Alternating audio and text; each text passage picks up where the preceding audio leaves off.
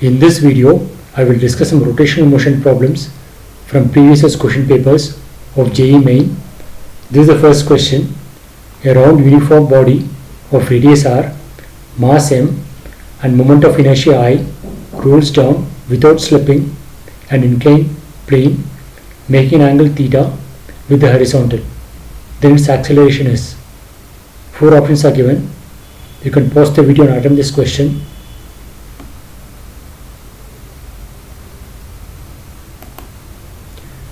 So this is a round uniform body which is on inclined plane, which makes an angle theta with the horizontal.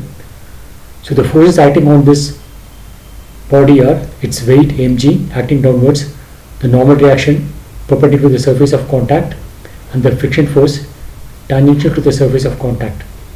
I will accelerate down with a linear acceleration e.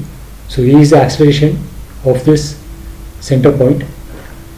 So we can write the force equation in the direction along the inclined plane. So the force acting downwards is mg sine theta, and the force acting upwards is the friction force. There is the net force which will be equal to mass into acceleration. This is by Newton's second law of motion. So taking the torque above the center point, we get tau naught equal to the friction force F into the distance r. The normal reaction and the weight are passing through the center point, so it will not generate any torque. And this torque is I into alpha, where alpha is the angular acceleration and I is the moment of inertia of the body about the center point. So from this we get the friction force as I into alpha by r. Since this body is moving down without slipping, in the time of capital T which it takes to make one revolution, it will cover a distance of 2 pi r.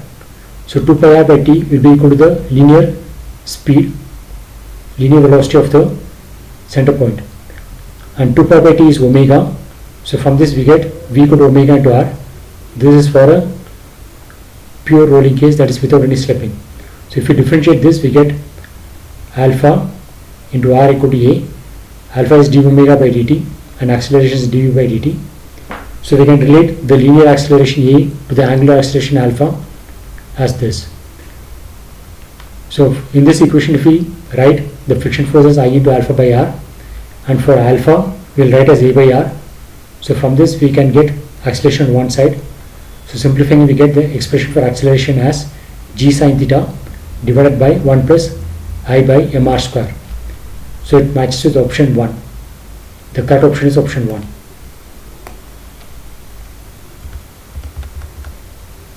This is the next question. Angular momentum of a particle rotating with the central force is constant due to option 1 constant force, option 2 constant linear momentum, option 3 zero torque, option 4 constant torque. You can pause and attempt this question.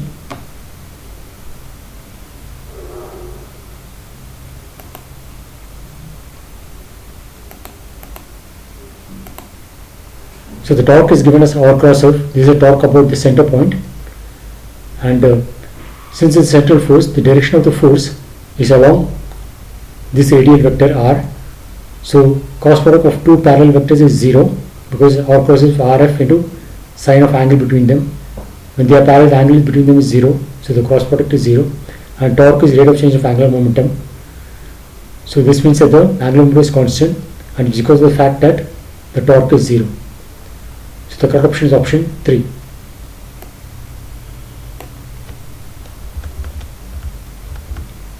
This is the next question. Consider a uniform square plate of side A and mass m. The moment of inertia of this plate about an axis perpendicular to its plane and passing through one of the corners is. 4 options are given. You can pause and attempt this question.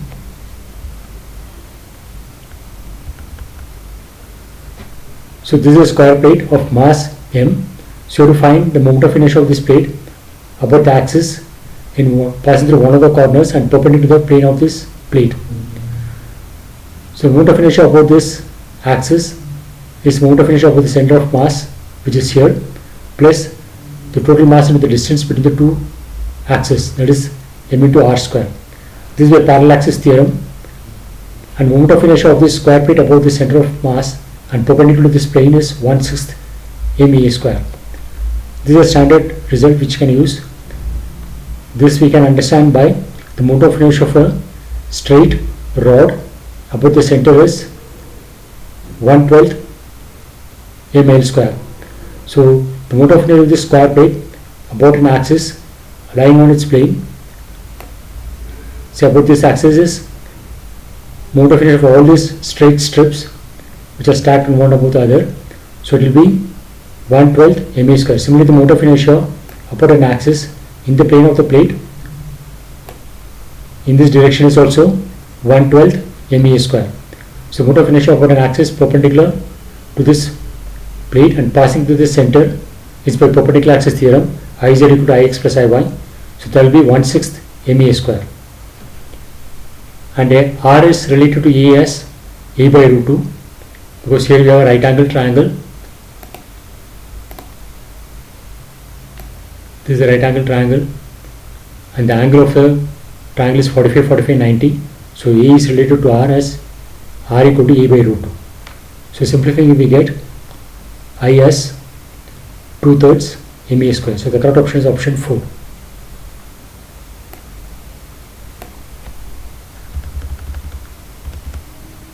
This is the next question. A thin uniform rod of length L and mass m is swinging freely about a horizontal axis passing through its end. Its maximum angular speed is omega if the center of mass rises to a maximum height of. You can pause and attempt this question.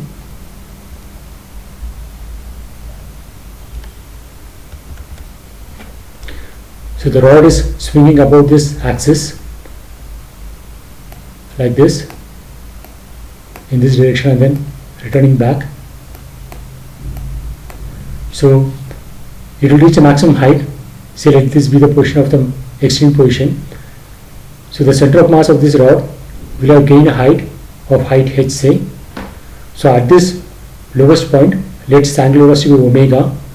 So the kinetic energy at this lowest point is half I omega square, and the gain in potential energy at this maximum height point is mg into h.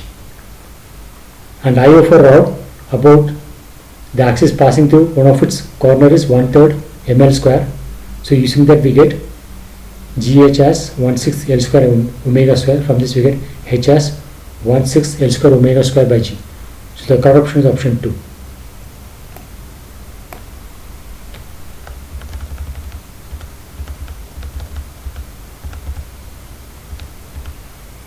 This is the next question. A small particle of mass m is projected at an angle theta with the x-axis with initial velocity v0 in the xy plane as shown in the figure. At time t less than v0 sin theta by g, the angular moment of the particle is. 4 expressions are given and I, j, k have the usual meaning of unit vectors along x, y and z axis. You can pause and attempt this question.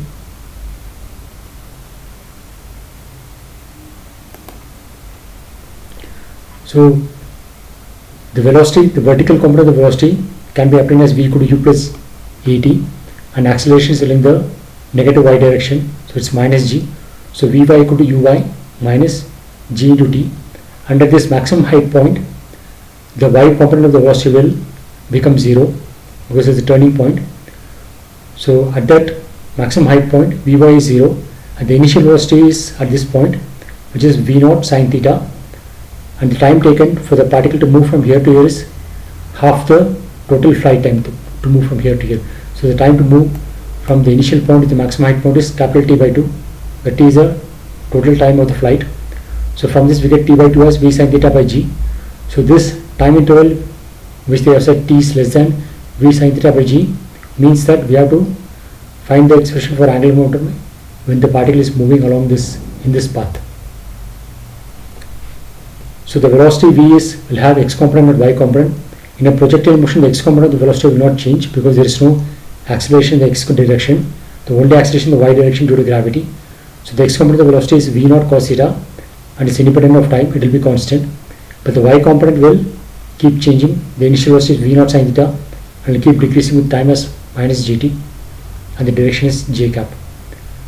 An angular momentum is given as r cross p, and r is x I cap plus y j cap, and the momentum P is m into v. So we can find this cross product by using the determinant ijk, and the position vector is x I cap plus y j cap, and there is no k cap direction.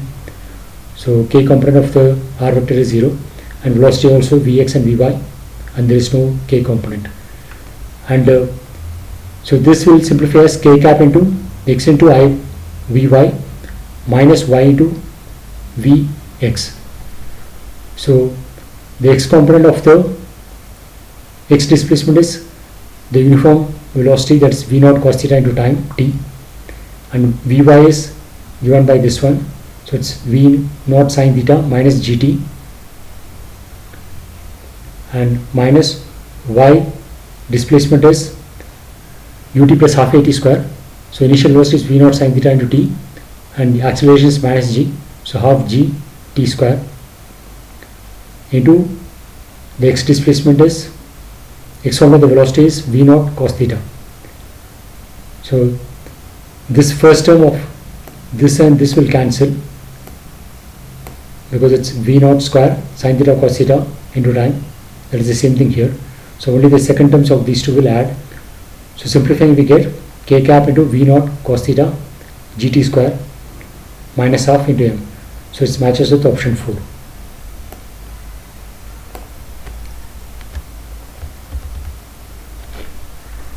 This is the next question. A pulley of radius 2 meter is rotated about its axis by a force F equal to 20t minus 5t square Newton, where t is measured in seconds, applied tangentially. If the moment of inertia of the pulley about its axis of rotation is 10 kg meter square, the number of rotations made by the pulley before its direction of motion is reversed is. You can pause and attempt this question.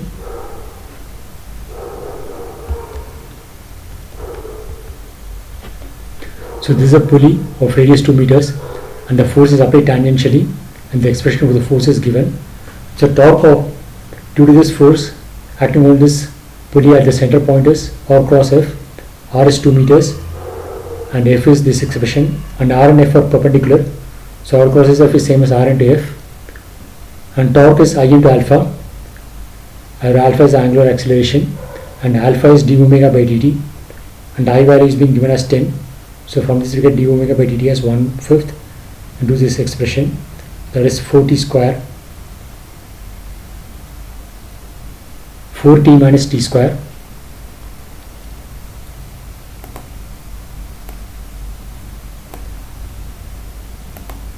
so to find omega we have to integrate this one, so it will become 4t square by 2 minus t cube by 3 plus the constant of integration is 0, because at time t equal to 0 the force is 0, and since initially the pulley is at rest, so time t equal to 0 there is no force, so the initial angular velocity at time t equal to 0 will be 0, so the constant of integration is 0. So this can be rewritten as t square into 2 minus t by 3. So the angular speed is 0 at t equal to 0 and also at t equal to 6 seconds, and after 6 seconds the angular velocity will become negative. That means the direction of the rotation of the pulley will get reversed. So you have to find the total angular displacement from 0 to 6 seconds, because after 6 seconds the direction is going to reverse. So you have to find the angular direction between 0 to 6 of omega dt, and omega expression is this one. So integrating and simplifying, we get the total angular displacement before it reverses is 36 radians. So this 36 corresponds to number of rotations that will be calculated by 36 by 2 pi, because 2 pi is the radians of one rotation. So that is equal to 18 by pi, that is 18 by 3.14. So this is less than 6, because 18 by 3 is 6. So this is 3.14. So it will be less than 6 and will be greater than 3, because 3 times 3 into 1.4 is 9.42. So the option 4 says the number of rotations is less than 6 but more than 3 is the correct one.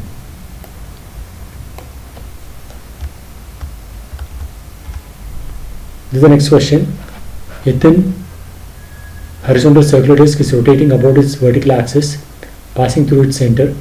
An insect is at rest at a point near the rim of the disc.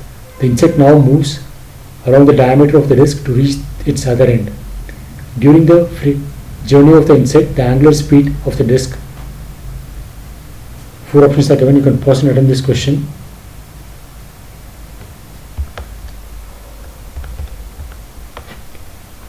So this is a disk in which the insect is at the rim, and the insect starts moving along its diameter until it reaches the other end.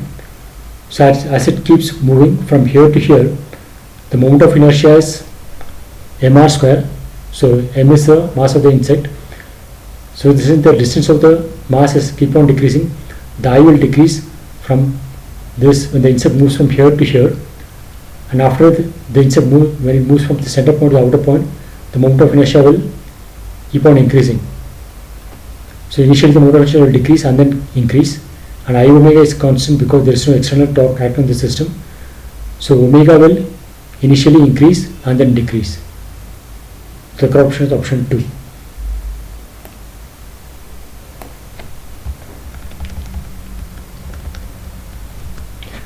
This is the next question. A particle of mass m is projected with velocity v, making angle theta with the horizontal.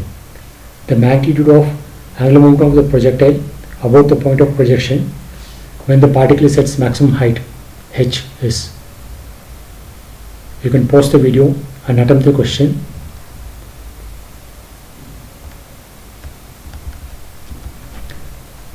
So this is a projectile motion. The initial velocity is v and it's making an angle 30 degrees. So when it reaches the highest point, the y component of the velocity will become 0 and the x component of the velocity will be v cos 30, as the x component of the velocity will not change, and r vector is along this direction. So the angular momentum of the highest point is r cross p. R value is this range, half of the range, so r by 2 into I cap, and the y displacement is the maximum height h in j cap direction, and the momentum is m into v cos theta into I cap. Only the x component of the velocity will be there. So I cross I will be 0 and j cross I will be minus k cap. So it's m h v cos 30 minus k cap. To find the maximum height, we will analyze the y motion. So in the y motion, we will write this equation of motion v square plus u square plus 2as, and acceleration in the downward direction, which is minus g, and the displacement of the maximum height point is capital H. So from this we get, and the maximum height point, the y component of the velocity is 0. So from this we get the maximum height h as v sin theta square sin 30 square divided by 2g, and sin 30 is half. So using the value for h here and simplifying, we get the expression for L as this one. So it matches with option 4.